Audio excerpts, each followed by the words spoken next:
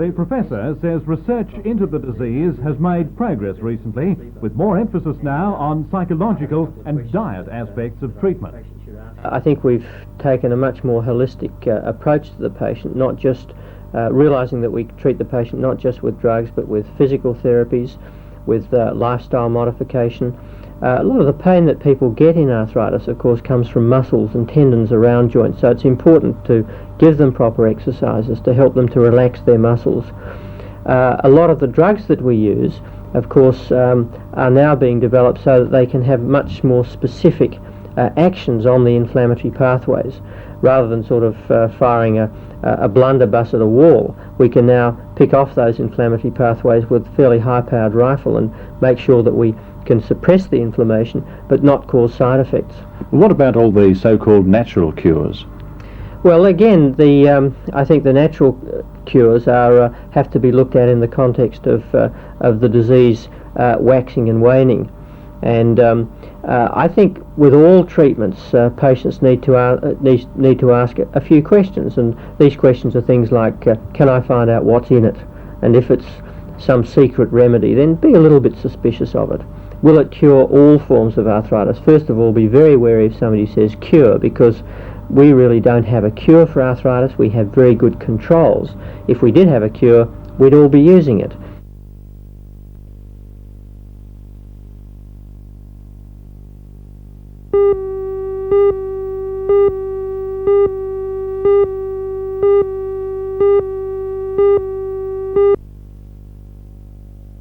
The Williamtown RAAF base isn't likely to see another day like today. And at control, don't take minus forward, group 90. Celebrating the displacement of the now 30-year-old McGrath, the RAF frontline fighter called for something special. The RAF answered to stage a non-stop flight from California by the only two American-built aircraft the RAF will be getting. The other 73 will be assembled at Avalon in Victoria. In hand to greet the F-18s was the Chief of Air Staff Air Marshal Evans, who did admit that in spite of spending some $5 billion current dollars on the F-18s, the RAF would like how much behind their potential do you think the F-18s are without these multipliers? Well, half a system is no good, really. You either have a full air defence system or you don't have an effective system. We've got the makings of a magnificent air defence system, but we're lacking a couple of essentials that everyone knows. Without them, we haven't got a system.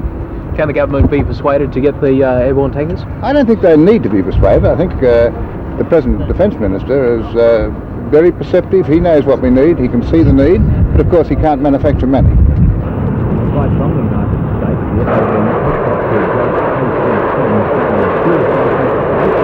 F-18 times.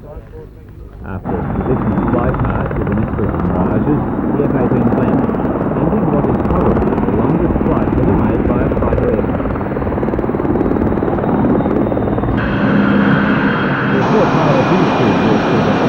Trainers, the waiting crowd at Williamtown was a welcome sight. On the long way to the Union, the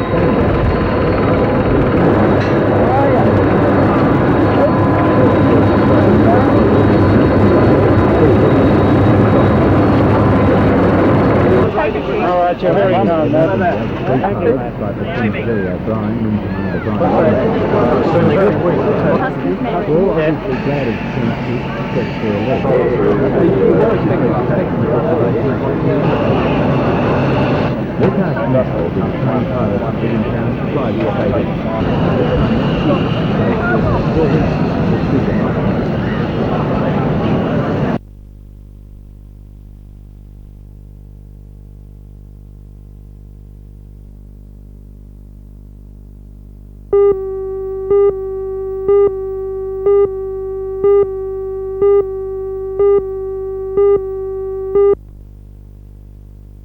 All aboard for the Riverside Express.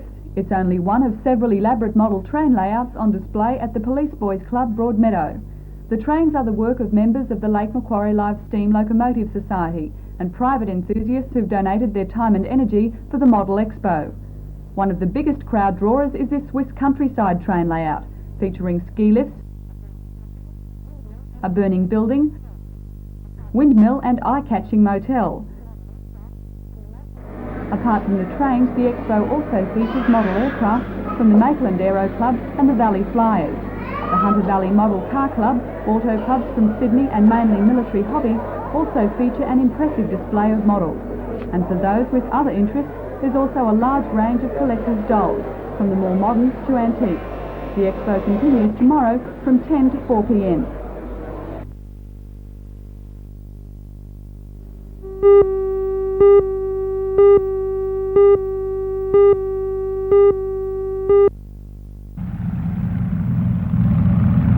They swooped in over Loscantire Airfield, reliving memories of past decades and their heroes. The inaugural fly-in was organised by the Antique Aeroplane Association of Australia. For some years, the organisation has been holding events like this for its members in Victoria. This is the first time a fly-in has been staged in New South Wales. It was a day for enthusiasts, their families and their friends. Among the many Tiger Moths, Oscars and DC-3s on hand was this rare American Gulfstream biplane, which before World War II was the basic plane at the American Air Force. It won the coast of the presented antique aircraft. The award for the most distant visitor went to the pilot of a World War II vintage Oscar monoplane, which travelled from Taiab on Victoria's Mornington Peninsula. The parade of fine machinery was joined by several historic motorbikes from the Newcastle Vintage Motorcycle Club. Antique air enthusiasts say they have a bond with motorbike riders. Both groups love the thrill of wind in the face and high-speed manoeuvres. In all, 23 aircraft attended the fly-in, an indication of renewed interest in the old bird. People are looking back to the beautiful old days of the motor car and the motorcycle, and of course in the aviation world, the aeroplane, piece of machinery. A lot of people just like to go back to the nostalgia of wind in the wires and the wind in the face.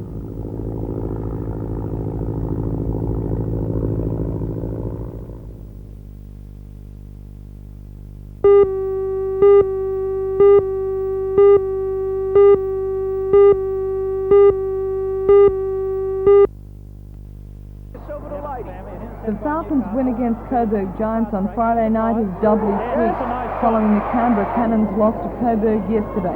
Canberra was leading the National Basketball League up until that loss with 8 wins from 10 games. They'll turn around if they happen to be leading at half-time, and certainly a comeback. Hold on, gave it away to Davies, to give it away now to Coca-Cola Secondary School's national sailing titles came to a close on Belmont Day over the weekend after some relaxing days in the sun. It was a week of colour as many classes from windsurfers to ocean races completed on handicapped conditions.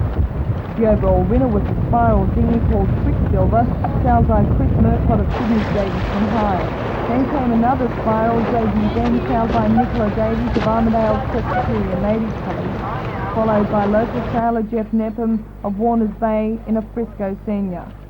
The champion school was Sydney Grammar, with Morisset High next best. Now the water skiing. The race on Budgie Lake was the 6th of 7 selection trials for the Australian water ski team, which will be heading to the World Titles in Spain in December. This time Pat Burke was driving his other boat, Class 1, and North Queensland Mark Pickering was skiing behind. It was a winning team. Second place went to Illawarra skier Rory Brown, behind the boat Piranha, driven by his father Ernest Brown. Local skier Ken Hoy came home third behind Solid Rock, driven by Graham.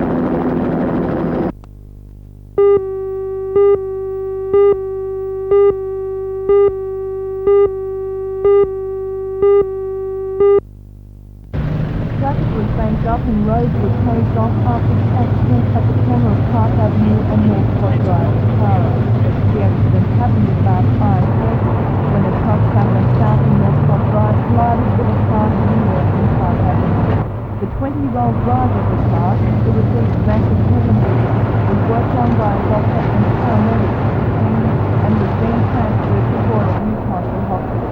His sister, a passenger in the car, sustained a fractured collarbone.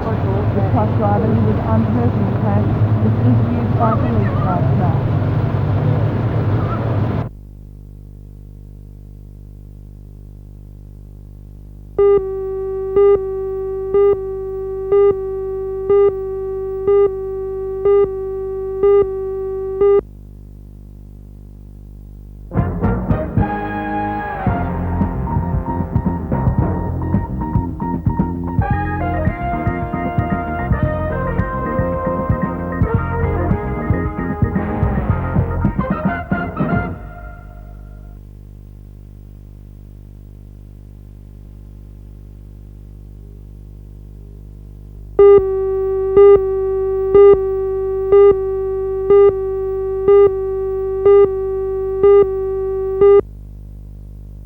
This area would know what we're talking about, are we?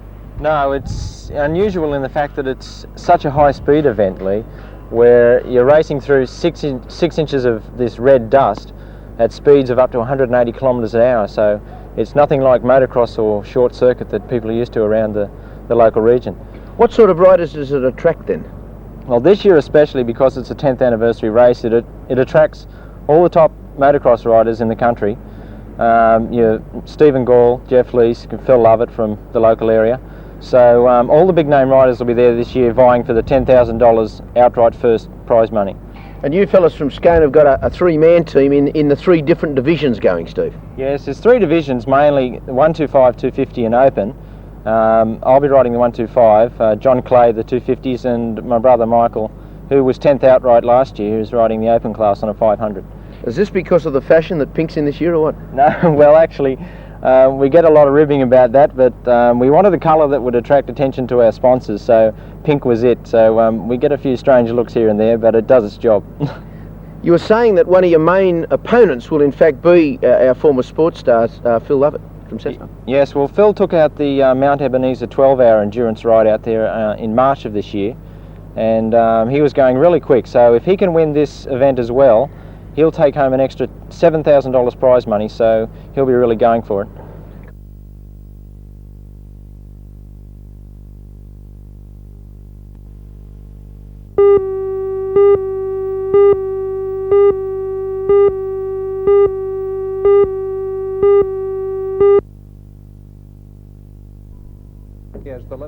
The 20 hours of bloody fighting is said to have been the worst ever between the Shiites and the Palestinians.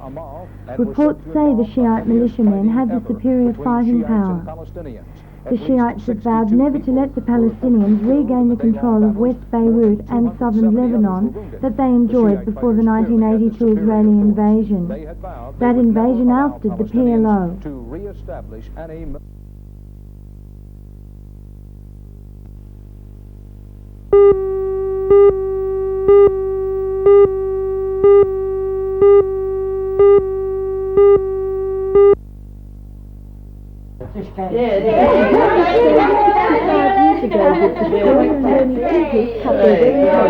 And today the children of 5 generations celebrate the occasion. The couple's 65 years of marriage has produced 10 children, 31 grandchildren, 44 great-grandchildren and 1 great-great-grandchild. And in an age where the divorce rate is on a steady increase, 84-year-old Victoria Lilly says that she's sure about the quality. Well, I don't know. I can't say what secret it is, but I know one thing, we've always loved one another. And I've never left him and he's never left me. We've always tried to work together and do everything together. And we've bred our children together. He's helped me with everything that I've had to do, you know. And we've always loved one another. And that was the main thing, I think. Love's the main thing in life. What advice for a successful marriage would you give to newlyweds? Only the same as we've done, is stick together, help one another, go out together.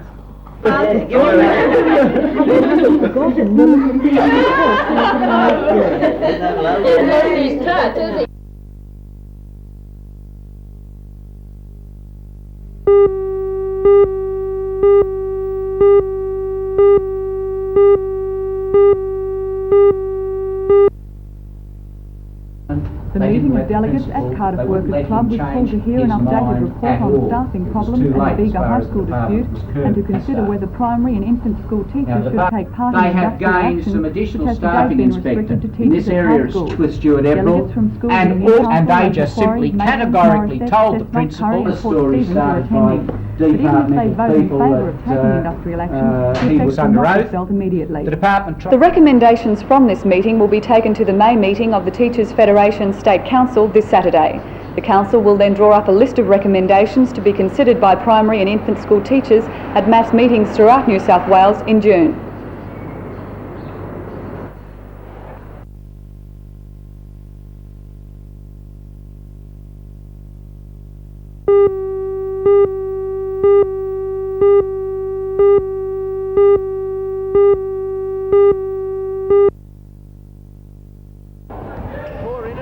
The Bruins are right down the table in 12th position, and despite the presence of several top-line players, they've only managed one win in the 7 games they've played.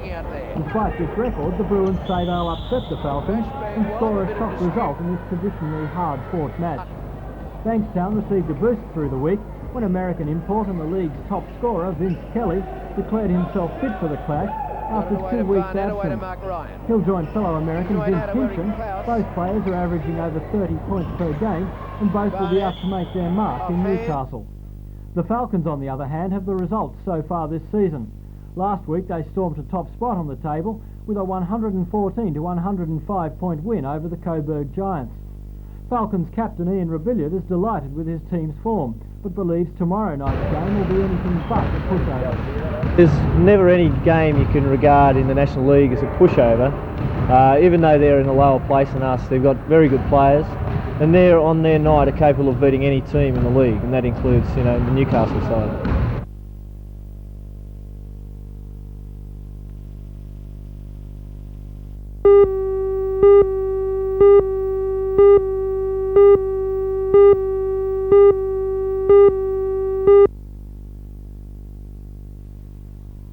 There's no doubt the importance being placed on the $2.6 billion Navy contract. For Newcastle, it would mean the end of many problems for the region's struggling heavy manufacturing industry. It would also see the upgrading of high technology industries in the Hunter. The program to build the new submarines would mean long-term jobs in this district. Earlier this week, State Public Works Minister Laurie Brereton announced the formation of a special advisory board and the promise of $30 million to establish a greenfield site at the Newcastle State Dockyard. Today, a local task force got together for the first time to push Newcastle's case. The committee is represented by the Hunter Valley Board, Chamber of Commerce and Industry, Newcastle City Council, Trade Hall, the MTIA, the Chamber of Manufacturers and the Metal Trade Federation. It's hoped the group will present a unified face to the 2 companies which have been selected to present the project definition studies. Mike Tyler, the task force chairman, says the Newcastle option must be solved. John, we felt it was necessary to form this task force, which we've formally done today, to assist this particular region, the Newcastle region and the Hunter area generally, to be successful in procuring the submarine replacement program for the industry generally in this region. We're committed to the thinking that if we can ultimately get this project for this region, we can turn the economy of Newcastle and the Hunter back onto its feet.